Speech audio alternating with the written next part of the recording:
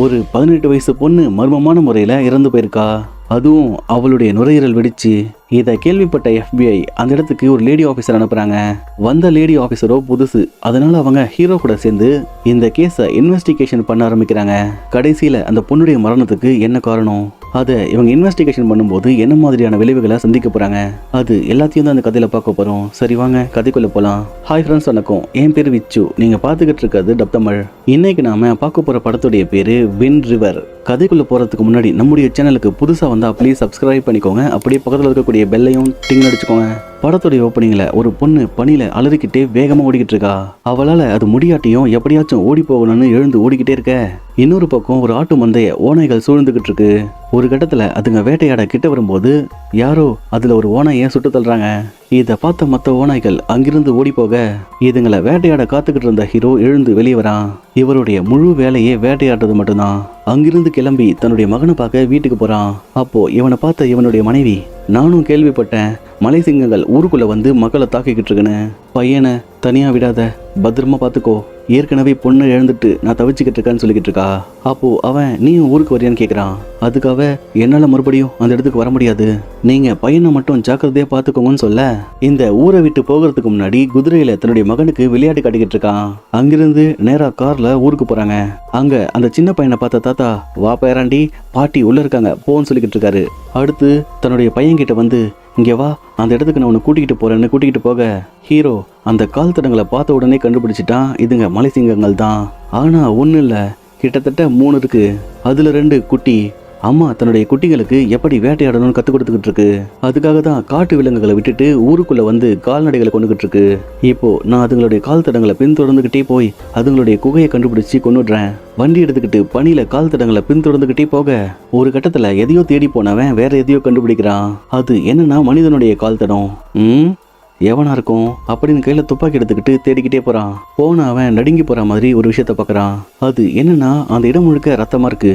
அது கூடவே யாரோ கொஞ்சம் தொலைவில் விழுந்து கிடக்குறாங்க. இவனும் ஹலோ யாருதுன்னு கேட்டுக்கிட்டே போக அங்க ஒரு பொண்ணு பனியில உறைஞ்சு போயிருக்கா. இவனால அதை பார்த்துட்டு தாங்கிக்க முடியல. ஏன்னா இறந்து போன பொண்ணு இவன் பொண்ணுடைய தோழி. உடனே இவனும் அதை உள்ளூர் காவலாளிகிட்ட சொல்றான். அதுக்கு அவரு, சாரிப்பா என்னால ஒன்றும் பண்ண முடியாது, நான் ஏற்கனவே FBIக்கு தெரிவிச்சிட்டேன், அவங்க விரைவா வந்துகிட்டே இருக்காங்க. என்னங்க சொல்றீங்க, பனி புயல் பிழிஞ்சுக்கிட்டு இருக்கு, தடயங்கள் எல்லாமே அழிஞ்சு போயிடும். FBIலேருந்து அந்த ஆள் எப்போ வந்து எப்போ நடக்கிறது, இதுக்கு வேற வழியே கிடையாதுன்னு சொல்லிக்கிட்டு இருக்க FBIலேருந்து ஆள் வந்துட்டாங்க. ஆனா என்ன வந்தது ஒரு லேடி ஆஃபீஸர். அது மட்டும் இல்லாம அவங்களுக்கு இதுதான் தன்னுடைய முதல் கேஸ். வந்தவ வெறுங்கையை வீசிக்கிட்டு வர அந்த இடத்துக்கு போக தேவையான உடைகளை இவங்களே கொடுத்து அனுப்புறாங்க. அதை ஹீரோ பார்த்துட்டு ஒரு நிமிஷம் கலங்கி போறான். ஏன்னா அது அவன் பொண்ணுடையது.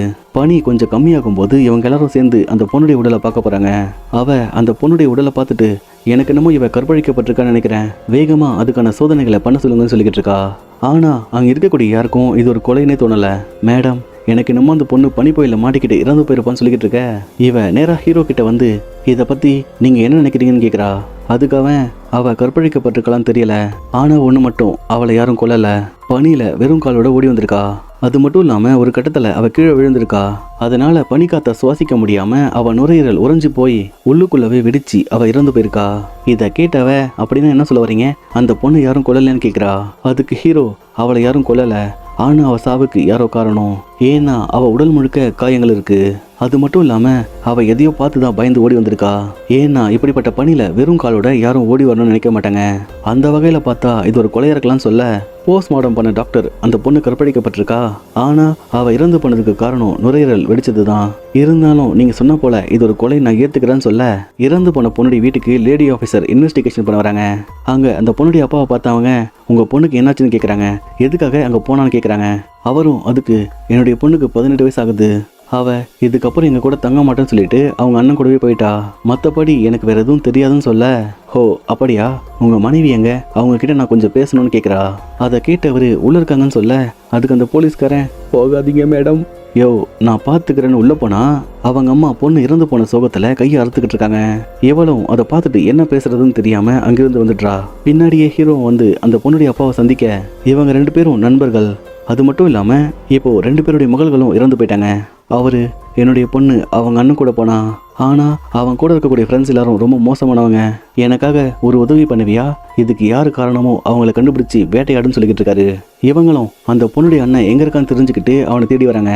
ஒரு பக்கம் ஹீரோ தடயங்கள் ஏதாச்சும் கிடைக்குமா தேடிக்கிட்டு இருக்க, இன்னொரு பக்கம் ஆபீசர் கதவை தட்டி அடே உள்ள யார் இருக்காங்கன்னு கேக்குறாங்க. இதால பயந்தவன் ஸ்ப்ரே எடுத்து அவங்க முகத்திலே அடிக்கிறான். ஆட பாவி, என்ன கருமத்திட்ட அடிச்ச, கண்ணு தெரியலையே, ஆத்தாடி அப்படின்னு தடவிக்கிட்டே உள்ள போக அதுக்குள்ள ஹீரோ பின்வாசல வந்த 2 பேரை அடிச்சு கீழே தள்ளுறான். உள்ள வந்த இவ கன் எடுத்துக்கிட்டு அடே வெளியே வந்துரு, கண்ணு எரியுது, மூச்சு விட முடியல அப்படின்னு நினைக்கும் போது அவன் வந்து முதல்ல சுட ஆரம்பிக்கிறான்.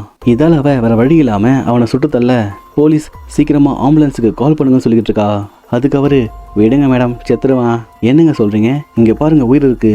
அதுவே இப்ப பாருங்க செத்துட்டான், அதான் அப்பவே சொன்னேன். சரி வாங்க வெளியே போகலான்னு கூட்டிகிட்டு வர ஹீரோ அந்த பொண்ணுடைய அண்ணனையும் அவன் ஃப்ரெண்டையும் பிடிச்சு வச்சிருக்கான். அவனை பார்த்து அவங்க ஏண்டா அவன் சகோதரி என்ன பண்ணுன்னு கேட்குறாங்க.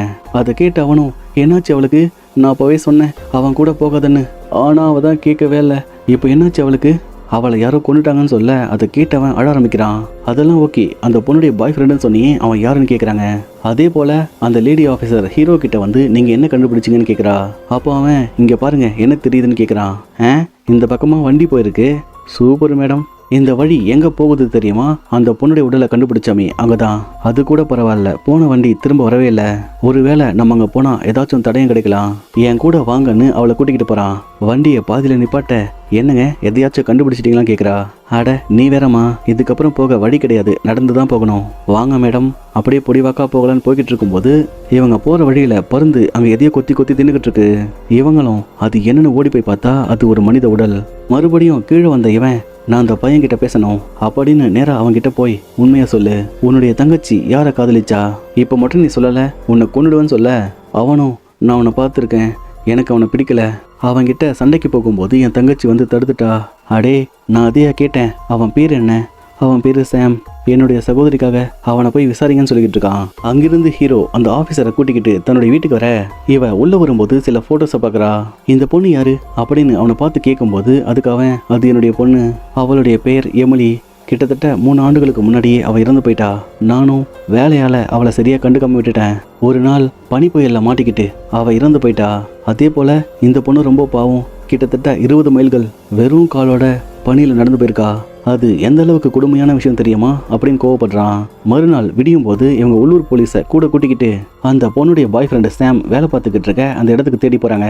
எல்லாரும் ஒரு பக்கம் போய்கிட்டு இருக்க ஹீரோ மட்டும் தனியா அங்கிருந்து கிளம்பி வேற எங்கேயாச்சும் தடயம் கிடைக்குமான்னு தேடிக்கிட்டு இருக்கான். அவங்க வேலை பார்க்கக்கூடிய இடத்துக்கு வண்டி போகாததால இவங்களும் மோட்டார் சைக்கிள் எடுத்துக்கிட்டு போக ஹீரோ மலை மேலே ஏறி ஏதாச்சும் தடயம் கிடைக்குமான்னு தேடிக்கிட்டே போறான். அதே போல போலீஸும் அந்த இடத்துக்கு கரெக்டா வந்துட்டாங்க. இவங்களை பார்த்த சூப்பர்வைசர் என்னாச்சு என்ன வேணும்னு கேட்குறாரு. உடனே இவங்களும் சாம் எங்க இருக்கான், அவனை நான் பார்க்கணுமேனு சொல்லி கேட்கும்போது தெரியல மேடம், அவனுக்கும் அவன் கேர்ள் ஃப்ரெண்டுக்கும் ஏதோ சண்டை, அதுக்கப்புறம் நாங்கள் அவனை பார்க்கவே இல்லை. ஒருவேளை அவன் திரும்ப வந்தா நானே சொல்லி அனுப்புறேன்னு சொல்ல பேசிக்கிட்டே இருந்த இவங்க என்ன எங்களை தாக்க வரீங்களான்னு கையில் துப்பாக்கி எடுக்கிறாங்க. அதே நேரம் அவன் அங்கே வேற எதையோ கண்டுபிடிக்கிறான். அதால பயந்துக்கிட்டே கையில் துப்பாக்கி எடுத்துகிட்டே போனா அங்கே பூமான்னு சொல்லக்கூடிய மலை சிங்கங்கள் இருக்கு. ஓஹோ, இதுங்க தான் ஊருக்குள்ள வந்து வேட்டையாடிக்கிட்டு இருக்கான்னு பார்க்குறான். அது மட்டும் இல்லாமல் இதுங்க எந்த வழியாக ஊருக்குள்ளே வந்துக்கிட்டு இருக்குன்னு பார்க்கும்போது கீழே பார்த்தா அந்த 2 கூட்டமும் சண்டை போட தயாராக இருக்காங்க. அதால வண்டி எடுத்துக்கிட்டு அவனும் வேக வேகமாக கீழே வந்துக்கிட்டு இருக்கான். இங்கே அந்த லேடி ஆஃபீஸர் அட நிப்பாட்டுங்கப்பா, நான் FBIலேருந்து வந்திருக்கேன், எனக்கு தேவை சாம், நீங்களே அவனை ஒப்படைச்சிட்டா நான் உங்களை விட்டுருவேன்னு சொல்ல சரி வாங்க அவன் உள்ளதான் இருக்கான்னு சொல்லி கூட்டிகிட்டு போகிறாங்க. ஆனால் ஹீரோக்கு மட்டும் ஏதோ தப்பாக இருக்குன்னு கையில் துப்பாக்கி எடுத்துக்கிட்டு ஓடுறான். ஏன்னா அந்த பொண்ணுக்கு என்னாச்சுன்னு அவனுக்கு ஏற்கனவே தெரியும்.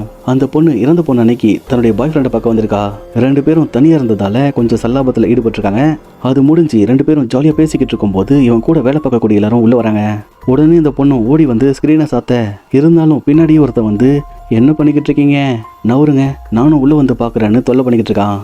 இதை அங்கே இருக்கக்கூடிய எல்லாரும் பார்த்துட்டு சிரிச்சுக்கிட்டு இருக்காங்க. ஒரு கட்டத்தில் அந்த பொண்ணுடைய பாய் ஃப்ரெண்டு கோவப்பட்டு அந்தால அடிக்க அடே படுக்க வந்த நாய்க்காக ஃப்ரெண்டே அடிக்கிற, ஆமாண்டா அப்படிதான் பண்ணுவேன்னு மறுபடியும் ஸ்க்ரீனை சாத்துறான். இருந்தாலும் அந்த ஆள் விடாம மறுபடியும் சண்டைக்கு வரான். இந்த முறை அங்க இருக்கக்கூடிய எல்லாரும் சேர்ந்து அவன் அடிக்க ஆரம்பிக்க அதை அந்த பொண்ணு பார்த்துட்டு வேண்டாம் விட்டுருங்கன்னு தடுத்துக்கிட்டு இருக்கா. அந்த சமயம் அவளையும் தாக்கிட்டாங்க. அதால அவ மயங்கி விழுந்துட்டா. அந்த கேப்ல அந்த ஆளு அவளை பலவந்தமா பலாத்காரம் பண்ண மறுபடியும் அவ பாய் ஃப்ரெண்டு கண்ணு முழிச்சு அவளை காப்பாற்ற முயற்சி பண்றான். ஆனா அவனுங்க அவனை போட்டு விடாம அடிச்சுக்கிட்டே இருக்காங்க. எப்படியும் அவன் செத்து போயிடுவான்னு தெரிஞ்சுக்கிட்டவ அங்கிருந்து அழுதுகிட்டே வெறும் காலோட பணியில ஓட ஆரம்பிக்கிறா. மறுபடியும் இப்ப நடக்கக்கூடிய கதையை காட்டுறாங்க. என்னடா இது, எவனும் வெளியே வரலன்னு சொல்ல, அப்போ அந்த சூப்பர்வைசர், அடே மேடம் வெளியே காத்துக்கிட்டு இருக்காங்க, சீக்கிரம் வாடான்னு சொல்றான். அந்த நேரம் உள்ள இருந்த ஆளு இவளை சுட ஆரம்பிக்கிறான். அது மட்டும் இல்லாம இங்க இருக்கக்கூடிய எல்லாரும் வந்த போலீஸ் எல்லாரையும் சுட்டு தள்ளுறாங்க. ஏண்டா அதான் சேம் இல்லைங்கிறானே, அப்புறம் என்னத்துக்கு வந்து கேட்குறீங்க, முக்கியமாக நீதான் மேடம், போயிட்டு வாங்க பாயின்னு அவளை சுட வரும்போது ஹீரோ கரெக்டாக சுடுறான். மற்ற 2 பேரும் யாரு சுடுறாங்கன்னு தெரியாம முழிக்கிறாங்க. அப்போ ஹீரோ கரெக்டாக அவங்களையும் சுட உள்ள இருக்கக்கூடிய 2 பேரும் என்னாச்சு வெளியேன்னு எட்டி பார்க்கும்போது அதுலயும் ஒருத்தனை ஹீரோ சுடுறான். கடைசி ஆளு. அது மட்டும் இல்லாமல் இது எல்லாத்துக்குமே முக்கியமான ஒருத்தன். அவன் மட்டும் தப்பிச்சு ஓடிக்கிட்டு இருக்க இவ வந்து அவனை சுடலான்னு பார்க்குறா. ஆனால் துப்பாக்கி குண்டு தீந்து போகுது. இவளுக்கும் பலமாக காயம்பட்டதால ஹீரோ முதல்ல ஓடி வந்து இவளை காப்பாத்துறான். அப்போ அந்த பொண்ணு ரொம்பவே பாவம், அவளை இப்படி பண்ண அந்தால எப்படியாச்சும் கண்டுபிடிச்சு கூட்டிகிட்டு வான்னு சொல்ல, இதை ஹீரோ கேட்டு, உனக்கே தெரியும் நான் உன்னை கண்டுபிடிச்சா கட்டாயம் கூட்டிகிட்டு வர மாட்டேன், பரவாயில்ல நீ போன்னு சொல்ல, அவனும் இவளை விட்டுட்டு அந்தால துரத்துக்கிட்டே போறான். ஒரு கட்டத்தில் அந்தால பிடிச்சவன், என்ன ராஜா மயங்கிட்டியா, பயப்படாத, உன்னை நான் ஒன்றும் பண்ண மாட்டேன், அப்புறம் ஏன்டா கூட்டிகிட்டு வந்த, அது உனக்கே தெரியும், என்னுடைய ஷூ எங்கே போச்சு, என்னடா பண்ண போற, நான் உன்னை ஒன்றும் பண்ண மாட்டேன், ஆனால் நீ ஒரு உண்மையை சொல்லணும், அந்த பொண்ணு என்ன பண்ண அதை மட்டும் சொல்லு, உன்னை விட்டுடுவான்னு சொல்ல, ஆமாண்டா அந்த பொண்ணு அடித்து பலாத்காரம் பண்ண, ஊரை விட்டு வந்து இங்கே நாங்கள் வேலை செஞ்சுக்கிட்டு இருக்கோம், சுற்றி பாரு ஏதாச்சும் இருக்கா, சந்தோஷமாக இருக்க ஏதாச்சும் ஒன்றாச்சும் அங்கே இருக்கா சொல்லு, அதால தான் வெறி வந்து அப்படி ஒரு தப்பு பண்ணிட்டேன், ப்ளீஸ் தயவு செஞ்சு என்னை விட்டுடுன்னு சொல்ல, அவனும் கையில் ஒரு கத்தி எடுத்துக்கிட்டு, பயப்பட வேண்டாம் நான் இந்த கட்டை அறுக்க போறேன்னு அறுத்துக்கிட்டு இருக்கான். இதை அவன் பார்த்துட்டு அடுத்து நான் என்ன பண்ணணும்னு கேட்குறான். அதுவா, ரொம்பவே சிம்பிள், இங்கிருந்து 6 மைல் ஓடி போனா அங்கே மெயின் ரோடு வந்துடும், அதுக்கப்புறம் நீ தப்பிச்சிடலாம். இன்னும் சொல்லப்போனா உன்னால கொல்லப்பட்ட அந்த பொண்ணு 20 மைல் ஓடி போயிருக்கா, உன்னால வெறும் 6 மைல் ஓட முடியாது, ஒழுங்கா ஓடுறான்னு அவனை பார்த்து சுட, பயந்துக்கிட்டே ஓடி போனவன் ஒரு கடத்துக்கு மேலே ஓட முடியாம அந்த பொண்ணு எப்படி இறந்து போனாலோ அதே போல துடிச்சு இறந்து போறான். லேடி ஆஃபீஸரையும் ஒரு வழியாக காப்பாத்திட்டாங்க. அதே போல போலீஸ் டிபார்ட்மெண்ட்டை பொறுத்த வரைக்கும் ஒரு ஆள் தப்பிச்சு போயிட்டான். இவளை பார்த்து முடிச்சுட்டு இறந்து போன அந்த பொண்ணுடைய வீட்டுக்கு போறான். அங்க அந்த பொண்ணுடைய அம்மா அழுது நல்லா தூங்கிட்டு இருக்காங்க. வெளியே வந்தா அந்த பொண்ணுடைய அப்பா சோகமா உட்காந்துக்கிட்டு இருக்க, இவனும் அவர் கூட போய் உட்காரும்போது இவனை பார்த்தவரு, ஒரு ஆள் மட்டும் தப்பிச்சு போயிட்டானமே அப்படின்னு கேட்டுக்கிட்டு இருக்காரு. அதுக்கு ஹீரோ, நான் வேட்டைக்காரன், யாரையும் விட மாட்டேன்னு சொல்லிக்கிட்டு இருக்கான். உடனே அவரும் சந்தோஷப்பட்டு என்னுடைய பையனை கூட கூட்டிகிட்டு வந்து நான் கூடவே வச்சுக்க போறேன்னு சொல்லிக்கிட்டு இருக்காரு. இந்த சீனை காட்டிக்கிட்டே அப்படியே படத்தையும் முடிக்கிறாங்க. இந்த வீடியோ உங்களுக்கு பிடிச்சிருந்தா லைக் பண்ணுங்க, ஷேர் பண்ணுங்க, கமெண்ட் பண்ணுங்க, மறக்காம நம்ம சேனலை சப்ஸ்கிரைப் பண்ணுங்க.